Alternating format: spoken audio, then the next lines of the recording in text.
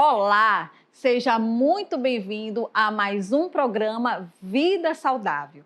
Eu sou a doutora Raíra Carvalho, nutricionista integrativa e comportamental, e eu estou aqui na TV Mariense, canal 17.1, para trazer saúde, qualidade de vida, bem-estar para você que está em casa. E hoje, no programa, vamos falar sobre um assunto muito importante, o autismo.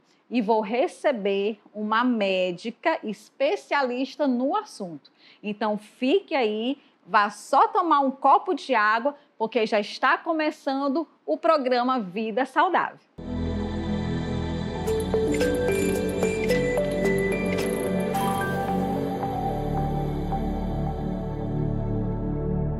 Estamos de volta com o programa Vida Saudável aqui na TV Mariense, canal 17.1.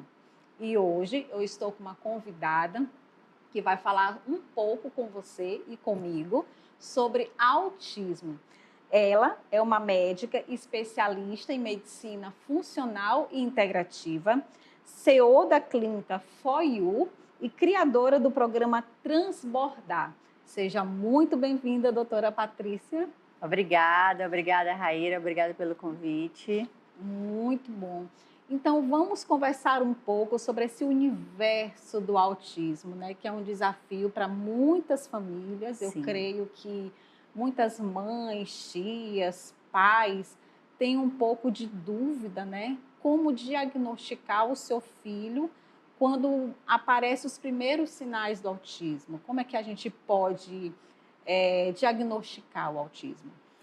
O autismo, ele é um distúrbio do neurodesenvolvimento. Uhum. Então, logo nos primeiros meses de vida, né, todo aquele acompanhamento que a criança tem com o pediatra, né, com o médico que está acompanhando essa criança, ele deve observar esses marcos de desenvolvimento, né? Sim. Então, desde o olhar do bebê, né, durante a amamentação, o sorriso social desse bebê, que acontece ali por volta dos 2 meses de vida, o contato visual mantido com as pessoas que essa criança reconhece, né?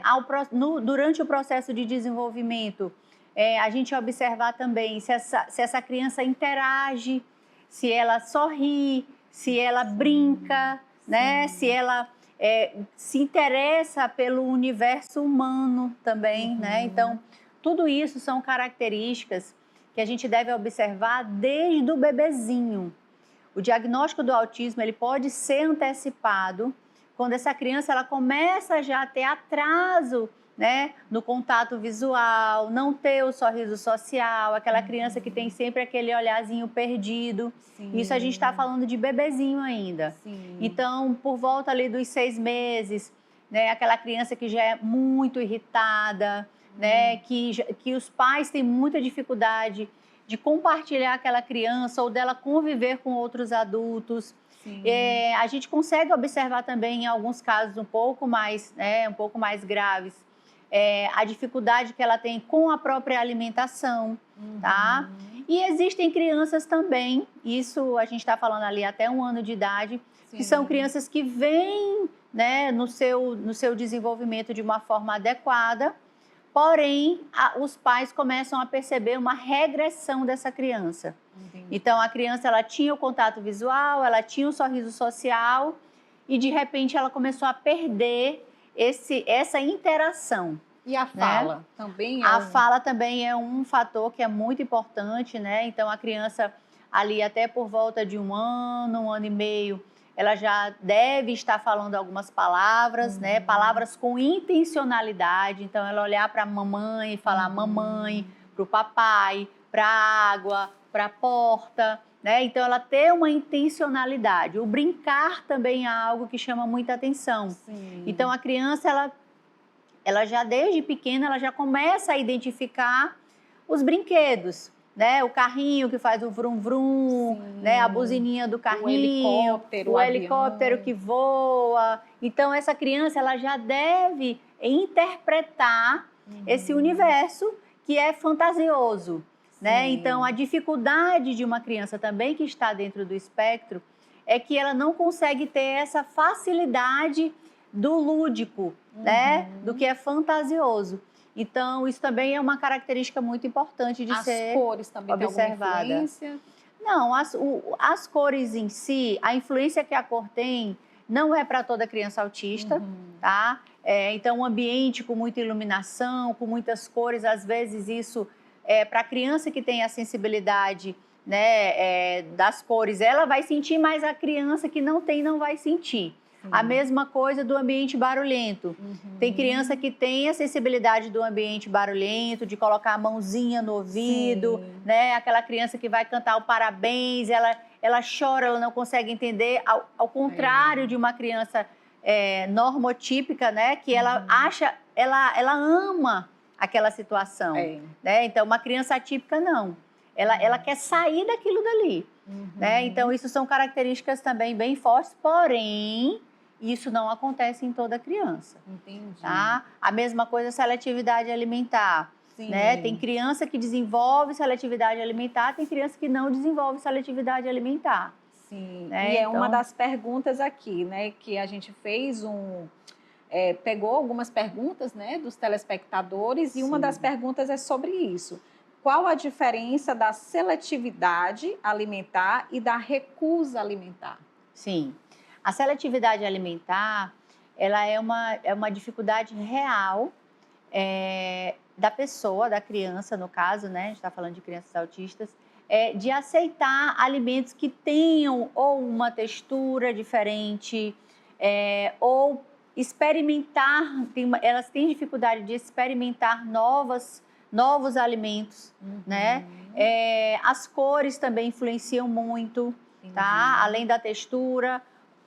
O olfato também, eles têm, a maioria deles geneticamente são crianças que têm uma sensibilidade olfativa muito grande. Então, para a gente que sente o aroma de não sei, de um alecrim, de uma erva, para eles isso pode ser algo que seja... Um alho, exemplo, assim, tempero. Alho, exato. Temperos comuns, que pra gente, a gente acha que é um perfume, que é gostoso, que é saboroso, que atrai, para eles é de uma forma diferente. Não só o autismo, né? A seletividade alimentar, ela acontece com, enfim, não só com crianças autistas, né? Sim. E a recusa? A recusa alimentar, ela pode estar mascarada com várias outras situações, né? Uma criança que, de repente, ela não quer mesmo provar aquele novo alimento, e aí ela começa a se recusar. Tem crianças também que, comportamentalmente, na educação dos pais, às vezes a dificuldade de impor um limite, né? Ou de ensinar coisas novas para aquela criança. E aí aquela criança ela vai ter a dificuldade do novo. Mas não como algo patológico. Entendo. Tá? É diferente. Certo. Outra pergunta também. Qual a diferença do autismo para o TDAH? O autismo, ele está relacionado com a interação social, com a capacidade do neurodesenvolvimento de atingir algumas maturidades ali no processo de desenvolvimento, né, no contato social. Isso é muito forte do autismo. E assim, a gente entende na medicina funcional que não existe um padrão, não é só a classificação do leve, do moderado e do grave, né? Dentro dessa classificação existe um universo de situações, né? Que um grave pode ter e um leve também pode ter. Então, alterações na fala, eu posso ter desde um autismo considerado leve a um autismo grave. Entendi. Entendeu? Então, é uma classificação que às vezes a gente tem muita dificuldade de conseguir encaixar as pessoas, né? O TDAH, ele está relacionado, não está relacionado diretamente à questão social, né? Então, é uma dificuldade de manter o foco, de manter a atenção, mas são pessoas que têm uma boa sociabilidade, são pessoas, inclusive, que têm muita facilidade de interação social, né? São pessoas que podem ter, dependendo do grau da hiperatividade e do grau do déficit de atenção, porque uma pessoa ela pode ter a hiperatividade e não ter o déficit de atenção e, assim, o contrário Sim. acontecer, né? Então, a diferença entre eles está justamente na interação social. Entendi. E a questão cognitiva o que vai interferir de uma pessoa que tem a hiperatividade e o déficit de atenção é o quanto esse organismo dela tem dificuldade de processar várias alterações internas e gerar memórias, né? Gerar os padrões que vão fazer com que ela aprenda a ler, a escrever, a interpretar um texto, uma situação. E isso pode afetar desde o ambiente escolar, né? Uma dificuldade de elevar de níveis, né? Na escola, do desenvolvimento escolar. Há pessoas que têm o TDAH, mas que são pessoas altamente produtivas, né? Sim. Que são pessoas que são muito criativas, que são pessoas desinibidas, são pessoas que conseguem ter um nível de cognição que não se encaixa também em alguns padrões escolares. Sim. Então, a gente também tem que ter muita sensibilidade, né? Em poder cuidar das pessoas de uma forma muito individualizada. Isso mesmo, porque cada um tem sua personalidade, né? Cada Exato. um tem a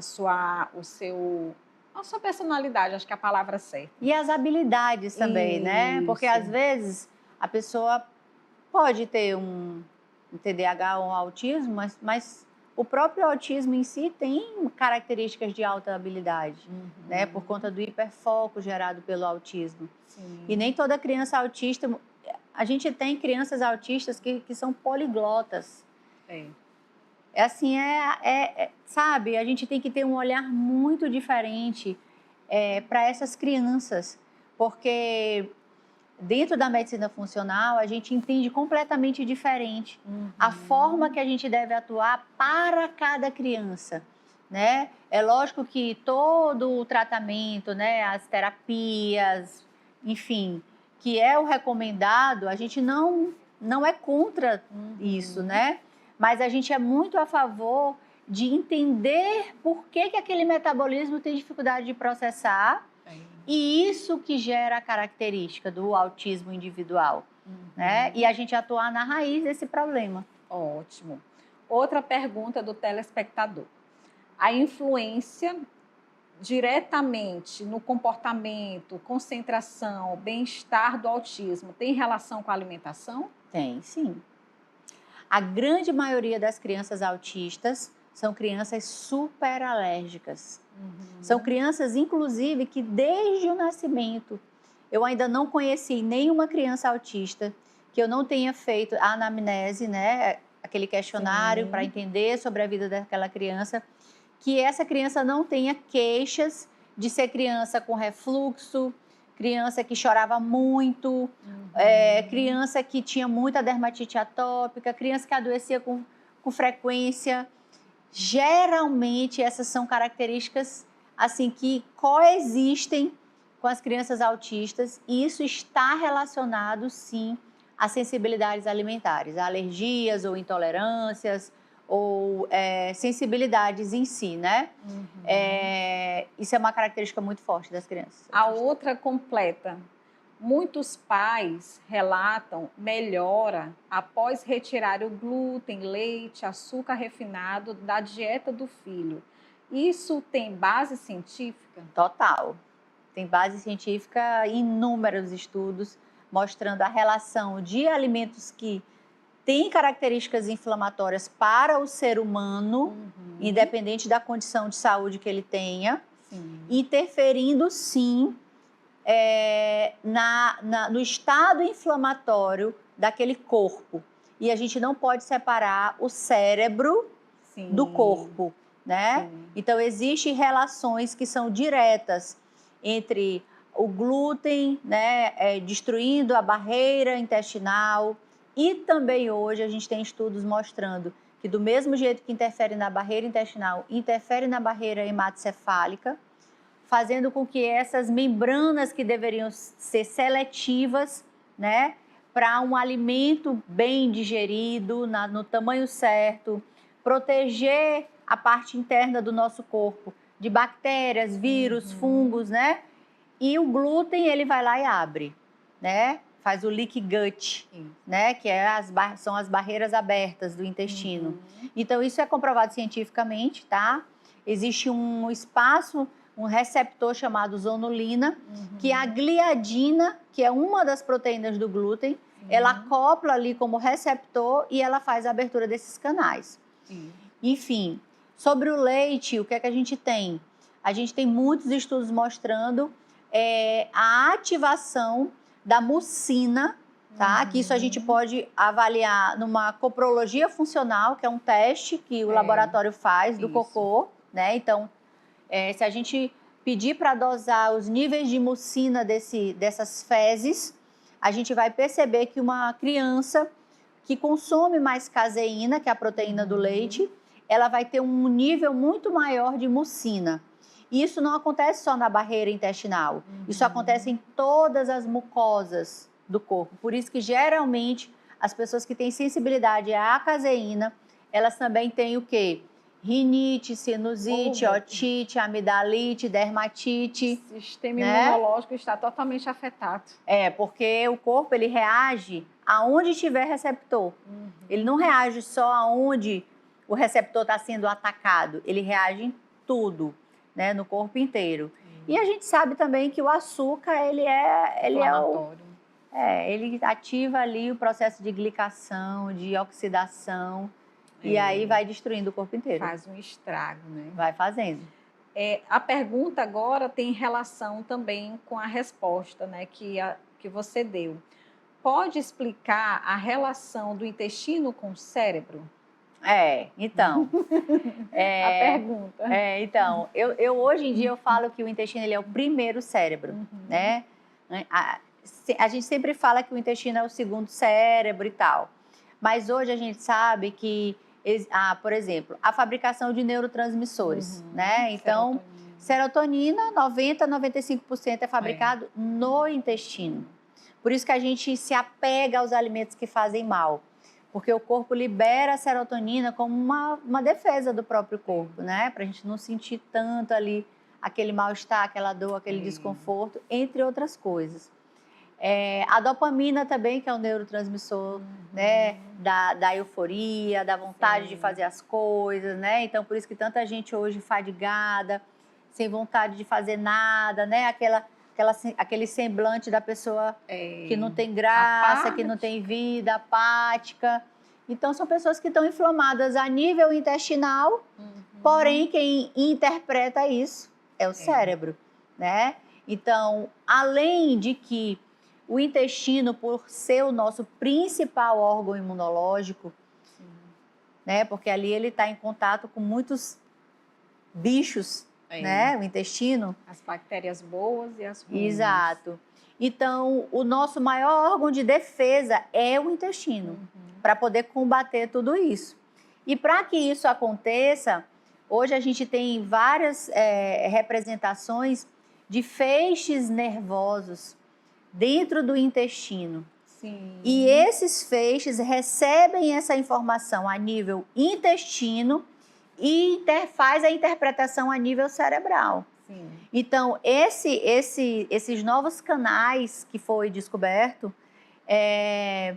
faz com que a gente consiga entender que o eixo intestino-cérebro ele é muito mais potente do que o cérebro-intestino. Exatamente. Se você é mãe, pai, cuidador ou profissional da área da saúde, lembre-se, o autismo não define quem a pessoa é. Com diagnóstico precoce, acompanhamento adequado e muito amor, é possível construir uma vida cheia de aprendizado e conquistas. E o mais importante, cada pequeno progresso merece ser comemorado. Se você gostou do programa Vida Saudável, compartilhe com alguém que possa se beneficiar desse conteúdo. E siga o nosso canal da TV Mariense para mais conversas sobre saúde, nutrição e bem-estar. Até o próximo programa Vida Saudável.